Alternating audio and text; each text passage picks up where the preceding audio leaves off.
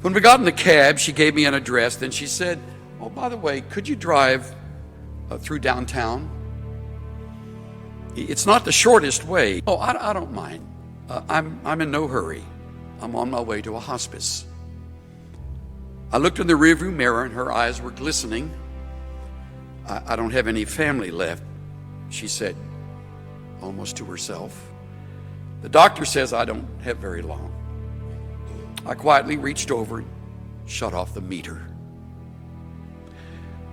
"What route would you like me to take?" For the next 2 hours, we drove all around the city. She showed me the building where she had once worked as an elevator operator. We drove through the neighborhood where she and her husband had lived when they were newlyweds.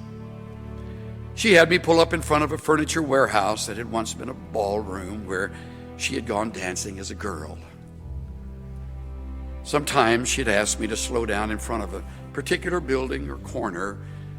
She would sit staring into the darkness, saying nothing.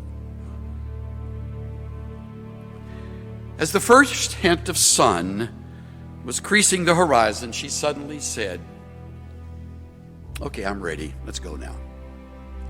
We drove in silence to the address she had given me. It was a low building.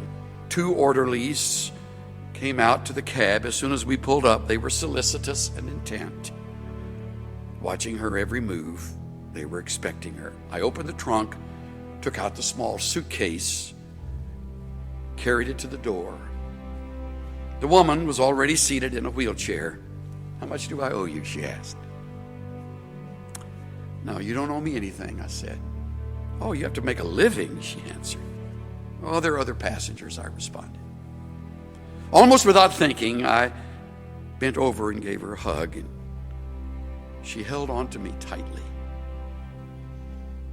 "You gave an old woman a little bit of joy," she said. "Thank you."